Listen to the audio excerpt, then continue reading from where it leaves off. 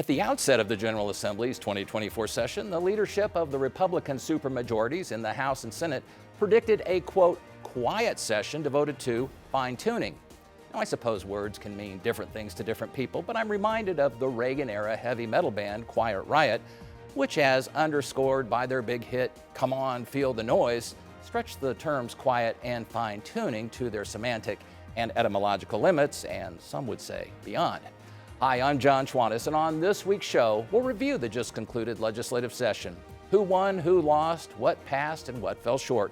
And perhaps just as important, what does all of that mean for November's general election and for the 2025 budget session? So grab your earplugs because this discussion could get pretty quiet, if you know what I mean. Indiana Lawmakers, from the Statehouse to your house.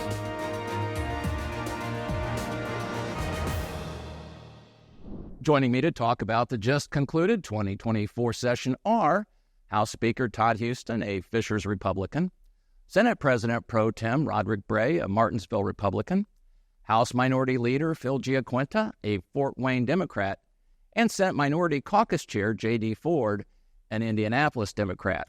All right, thanks, everybody. Now that you've had time to digest, you'll be able to offer great clarity about what did and didn't pass. But first, I've got to ask you, Mr. Speaker, quiet, non-aggressive, short, in and out, not raucous. What happened? Or is your interpretation of those words different maybe from what I see in Webster's? Well, look, it was a lot more contentious, I think, than it was quiet or fine-tuning, was it not? No, I felt like it was what we expected it to be. You know, we came in a little later, we left earlier, good for taxpayers, and accomplished a lot. But lots of things we worked on together across all four caucuses, and I think a very productive session.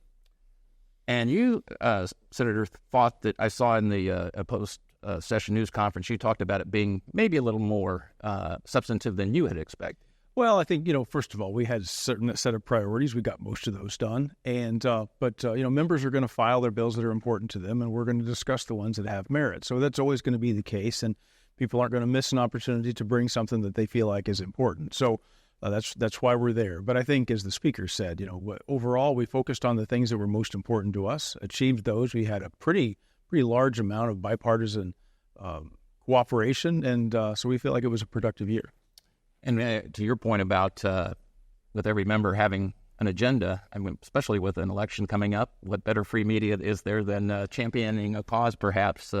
I'm not suggesting that cynically that's the only reason, but I'm sure it doesn't hurt. Phil GiaQuinta, how about you? Is it what you expected this session? I know you came away saying not exactly what you wanted to see. Well, I think the Speaker and I would agree that we frankly blame it all on the Senate. It was their bills that frankly caused the most problem. Would you agree? Yeah. Okay. No, that's what I call bipartisan agreement. Look, there's some things that obviously we agreed upon, and I'm sure we'll get into those a little bit more. Obviously, the 13th check is something that was a priority for both of our caucuses. Happy for that. Certainly, 175,000 pensioners all are going to send you well, I guess they missed Valentine. Frankly, something it should have been done, in my opinion, last year. Happy to see that it got done this year. There every session, no matter when you go into these things, long or short, it doesn't matter. There's always going to be some bills that obviously cause some ire, and there were some that happened this year as well. I'm sure we'll get into those. Oh, we will. We'll get into it. And JD, let's round it out here. I mean, what you expected? Yeah, I think going into the legislative session, we were kind of promised that it would be a little bit more quiet, which I think for the most part it was. I was really happy and pleased to see that some of the social cultural war bills that normally get filed and get heard weren't necessarily on the calendar this year, and I really appreciated that. Did you look closely? Some were filed. Some were filed. That's right. There were greater restrictions on abortion, if there is greater restrictions possible, and other sorts of things along those lines, just to dealt with some of the culture wars. But again, most did not get a hearing, so I guess but that matches your expectation because of what had been said going into this, I presume. And to Senator Bray's point, I really did appreciate the spirit of cooperation. I know that we worked very closely with the Republican caucus this session on a lot of different bills, and I think surprisingly people don't know this, but a lot of the votes that we take all of us are voting in the affirmative. So I really do think that, that spirit of cooperation was there this session. I don't know if my diagnosis of you guys is that you have a short memory or you have bad hearing, because you're forgetting some of the debates that were pretty contentious just a few weeks ago, but I guess time heals wounds. Let's go around once, and I do want to get into the bills, and we'll try to deal with them thematically, but what's the one thing that you want Hoosiers to know about this session? Well, I think it was a great year for kids, and I think, the Senate had Senate Bill 1, which I think is an incredibly important bill that leads on, making sure that we continue to make sure kids that are in third grade are prepared to leave third grade, reading at grade level, provide all the supports necessary for those kids to get that instructional help. So I think that was critical. I think this the work that we did on child care was critical. The work-based learning, we continue to improve that model to make sure every kid has the right pathway for them is super important. So I think, big winners were kids and the policies to support kids in the state of Indiana. And we'll keep it going around. Well, What's the takeaway? I think the speaker said exactly that, is the kids and parents with reading proficiency. A little bit of work on truancy and daycare was really significant pieces. The other thing I'll pivot to just quickly is that toward the spirit of cooperation, the House had a bill on anti-Semitism that had the potential to be wildly controversial. By the end of the session, between all four caucuses and plus members of all communities in the hallway, passed a bill that I think everybody was happy with and supportive of, and couldn't be happier about that kind of cooperation. I got to say, there's that memory again. I think there are some groups that are pretty vocal, and we're calling on a veto of that. And in fact, the coalitions, strangely enough, switched because of we wouldn't need to get into the particulars. Well, they did included in the they legislation. switched, but once by the time we got the conference committee report put together, I feel like everybody was in support of that idea. I mean, it was the challenging as it went through the process. Certainly, where it landed had very broad support than before. Yes, and after they blamed the Senate for everything, you just agreed with everything. We were trying to fix what they're. All right, he'll patch it up. What's the takeaway you want people to know? Yeah, I think, frankly, the ongoing issue with regards to local control, what local governments do, sort of the state legislature sort of meddling in those type of things. We saw it again with Senate Bill 52, the blue line, the fact that Gary has this continuing lawsuit with gun manufacturers. Used to have continuing lawsuits. Used to have puppy mills. So I think I've said this before. I would like to see the legislature sort of let's get out of that business of undoing things that local folks at the city council level have. Again, just for those casual observers, the Gary lawsuit was against gun manufacturers. Been going on for what, 2 decades or more? 25 years. 25 years, basically, because the gun lobby is the one that would go away. And then your point about the puppy sales. I think there are 20 some municipalities now that have ordinances that ban retail sale of dogs. Right. And now there's a preemption that says, sorry, local government, can't do that. Well, there's a framework, I think, John, that's a critical portion of that discussion to make sure that breeders and the types of dogs are setting a standard right now to make sure those dogs are bred in the appropriate manner. It's a better way to provide options for families and people who want to purchase dogs than going through a third-party route. So I think, there's a lot of talk about the preemption, but there's a lot more of that bill around creating a structure that supports, I think, a better product for customers and, frankly, a lot more humane breeding practices for the We'll mark you down for the speaker likes dogs. I love dogs. All right. Takeaway that the most important thing. Yeah, I think Hoosiers advocacy really played a huge part in this legislative session. I know that. Well, they were following along with the bargaining language that was kind of controversial. Wetlands bill. I know my inbox was on fire when the wetlands bill was coming through. The puppy bill. Many of what Representative GiaQuinta mentioned. And I would disagree with the speaker in terms of the children in our state. We did see a little bit of a rollback on regulations with the child care, particularly 1102. I know our caucus put a lot of amendments forward to put some guardrails up on that, as well as the child labor laws. We're kind of rolling back some of those regulations in order to meet some of the workforce needs. So I would disagree slightly with the speaker on that. You talk about the involvement of Hoosiers following closely and burning up your inbox, as you say, but the two examples you cited didn't do any good. I presume that most of your constituents didn't want to see the preemption on retail sale of dogs, and I'm guessing they didn't want to see some of the others, the wetlands and the others. Correct, but it allowed me to. So, I mean, when does the public input? You say it's great to have, and yes. I think it is in a democracy, but yes. Did it really make a difference?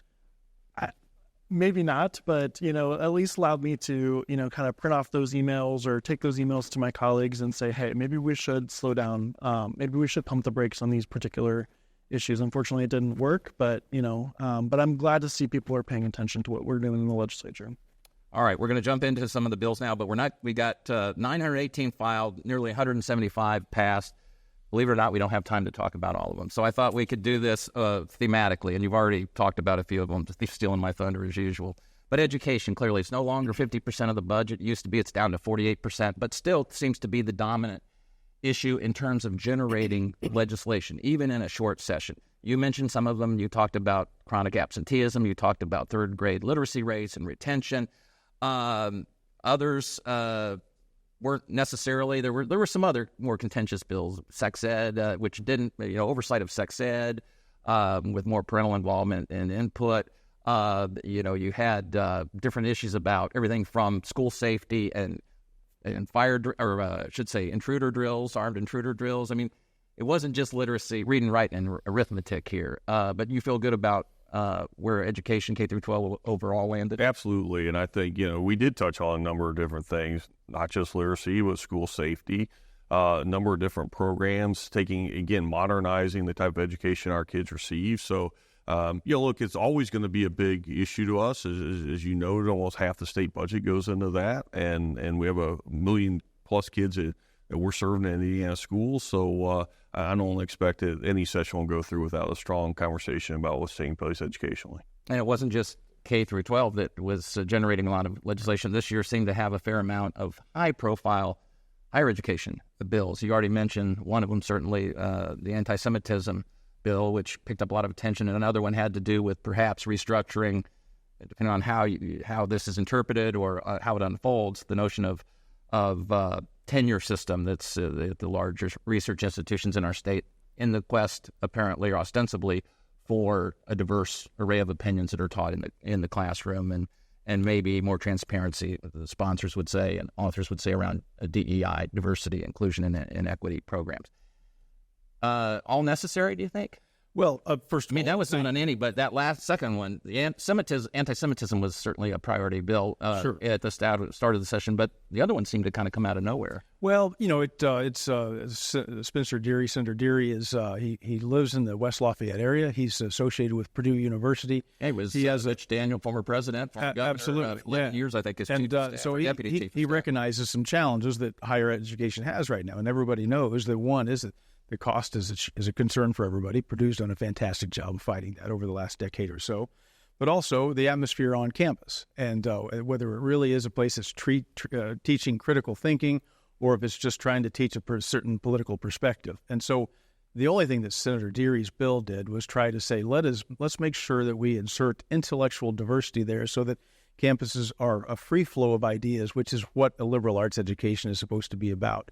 And the idea that that he is trying to get rid of tenure is the antithesis of what his bill was, frankly, because tenure is the idea that is protective of a professor that's on campus that's doing research that might not be approved by everybody, but you want that intellectual and academic freedom to do that, and that's frankly what his bill does, is provides that and tries to make sure there's intellectual diversity for the kids that are spending their money in those schools. And you hear that sort of approach, an argument, we heard it during the session. Then you have professor associations and groups which were up in arms. We saw a lot of coverage across the country in higher education press about this. Which is it? Is the sky falling, or is this something that everybody can take in stride? Well, I think, number one, it's another example, as I talked earlier about local control. I mean, we should let in this case, local is the universities. Number two, I do think it's going to be an issue going forward with regards to trying to attract professors to our state. Anytime you start putting these, especially coming from the legislature, which is political, and you have these ideas as to what someone is going to be watching over you, as to are you making sure that you're talking about both sides? Did I do that right? Those type of things. I mean, that's something that the universities, I think, should be able to govern on their own and not have the legislature involved. And then a couple of things real quick on child education. We do recognize that we have an issue with regards to third grade reading and the test scores. We've been advocating for a long time now to let's have a robust pre-K program. Let's start on the front end instead of the back end.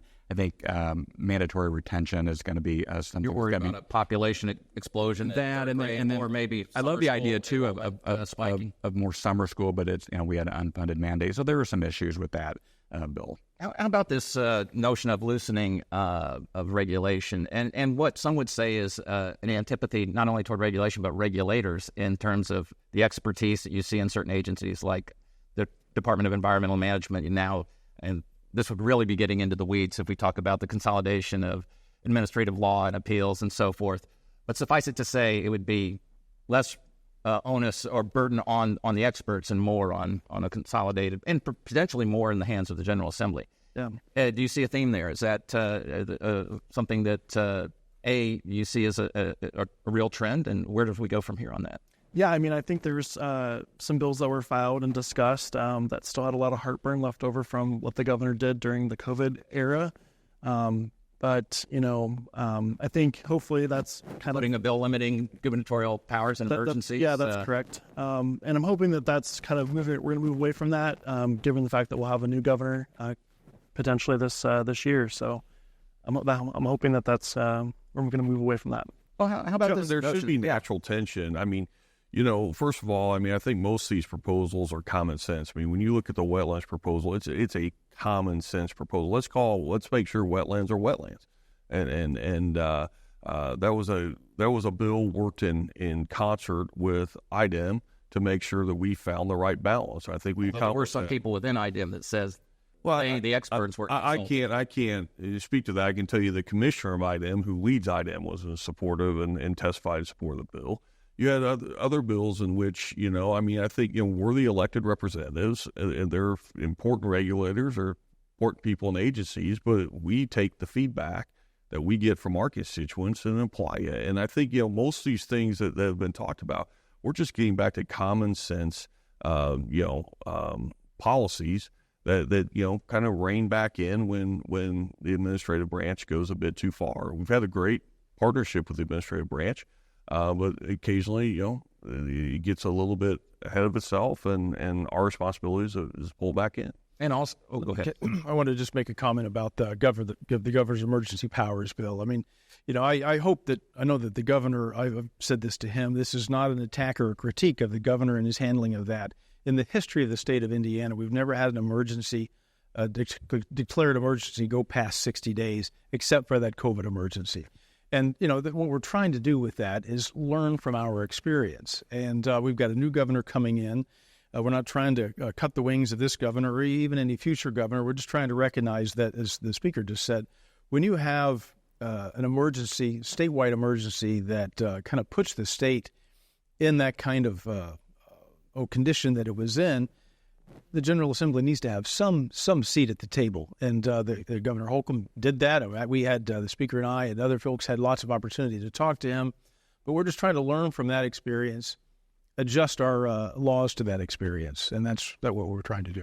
And before we leave the subject of loosening of regulation, and several of you mentioned this already, but daycares, unlicensed daycares will be able to have greater number of children for longer hours. We've seen it with child labor laws. Teenagers will be able to work later. By the way, aligning to the federal law.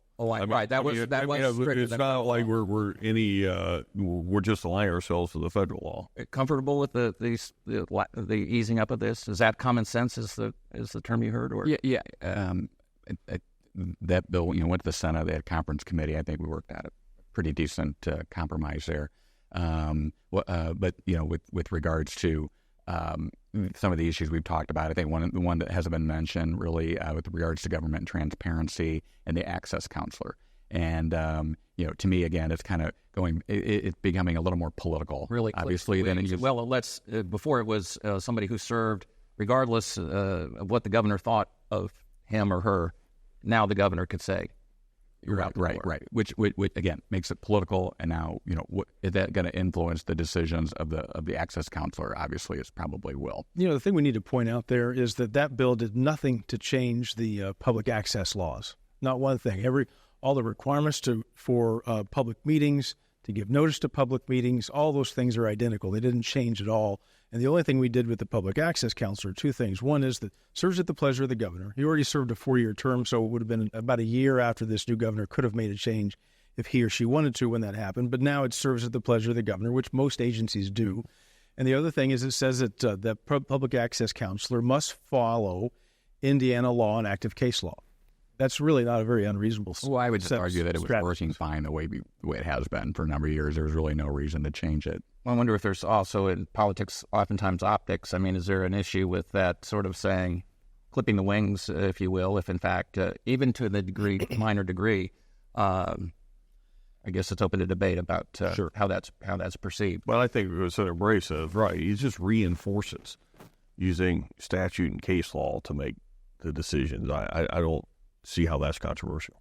All right, another topic. I'm calling this one, this is not your father's or mother's legislative session. And for those of you who had fathers, and I'm pointing, for those on radio, I'm pointing to two people at the table who've had fathers in the General Assembly, and I'm talking about things they never would have imagined dealing with. Artificial intelligence, digitally altered revenge porn, the use of AI to concoct things that your political candidate it didn't really do or didn't really say, but by God, there it is in the commercial. Things like Department of Education, new requirement that they have to have an internet safety policy, cell phones in the classroom. What is this the new normal? Well, sure. Artificial intelligence is here to stay, obviously. And it's not hypothetical. We watched a phone call from purportedly to be from President Biden that was not from President Biden. So the technology is there and it's actually out there. So you want to make sure that we try to stay on top of these things. It's really difficult for government to do because that technology moves at such a fast pace. And government, just by definition and how we're structured with 150 people making policy, we can't move at that pace. But so we have to make sure that we try to put some guardrails around that when we can. There's two challenges. First of all, as a state, this is really probably a national issue and difficult for us to do things as a state because you don't want 50 different policies on certain artificial intelligence ideas. That's super challenging. Because Congress isn't doing anything, and that's going to be the case. The second thing I want to make sure that everybody understands with regard to artificial intelligence, we've had technological advancements certainly since the industrial age of the 1890s. And the benefit to all of those technological advances are it makes workers more productive, which means that they are able to earn more money, which brings them into the middle class or even above. So artificial intelligence probably continues to do that. There'll be different jobs, and our professions will be different as a result of it as we move forward.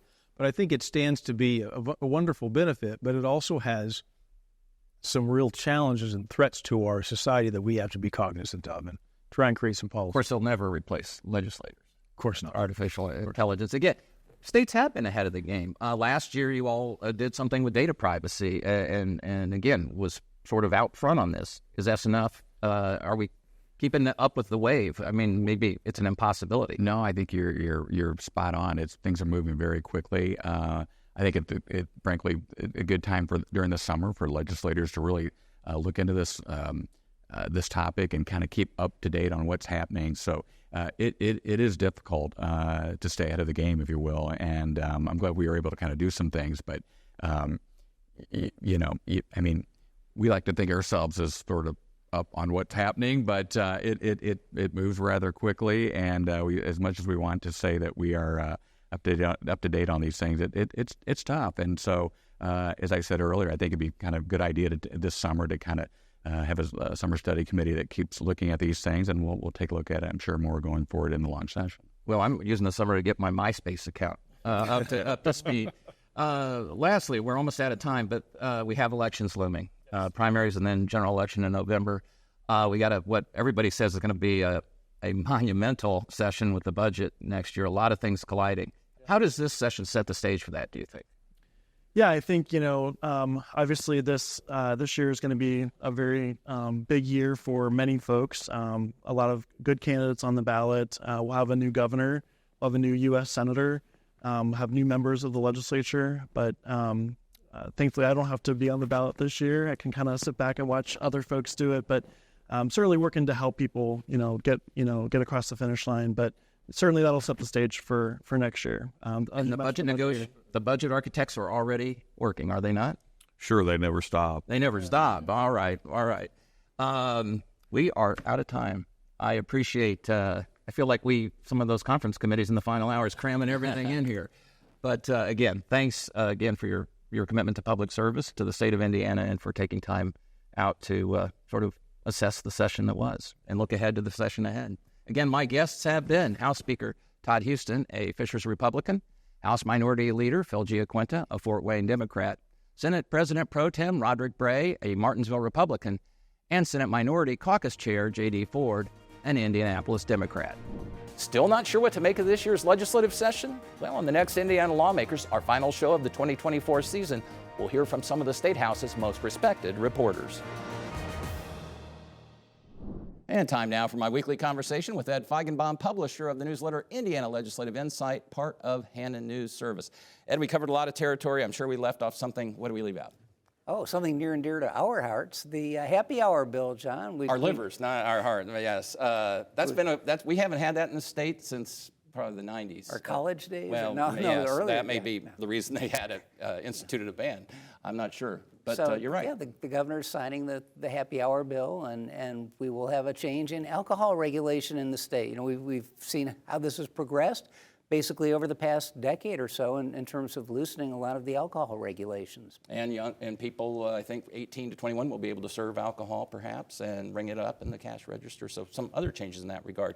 I know you've talked a lot about the notion of administrative law and about the role of agency expertise. Did that all unfold the way you thought it would this session? Well, there was a lot more change toward the legislative end here and giving legislators more of a voice in the process, and citizens, really helping citizens. And I think last year we saw the legislature try to impinge on some of the agency's abilities to make rules, to promulgate regulations. And this session we saw that move from the agency rulemaking process to the agency adjudication process, and they made some changes in the way that agencies handle challenges to their rules, to their decisions, and they really changed things so that the consumer, the businesses that are challenging these decisions will have a little bit more of an advantage and may have an opportunity to collect some cash if they're correct in challenging the agencies. And I'll end with the same question I ended with them. What does this do to set the stage for the next session? Oh, big heavy lift. We left all the major issues and some anything of the with a price tag, right? Absolutely. All right, Ed. Thank you very much. As always, appreciate your insight. Thank you, John. Well, that concludes another edition of Indiana Lawmakers. I'm John Schwannis, and on behalf of commentator Ed Feigenbaum, WFYI Public Media, and Indiana's other public broadcasting stations, I thank you for joining us, and I invite you to visit WFYI.org for more Statehouse news. Until next week, take care.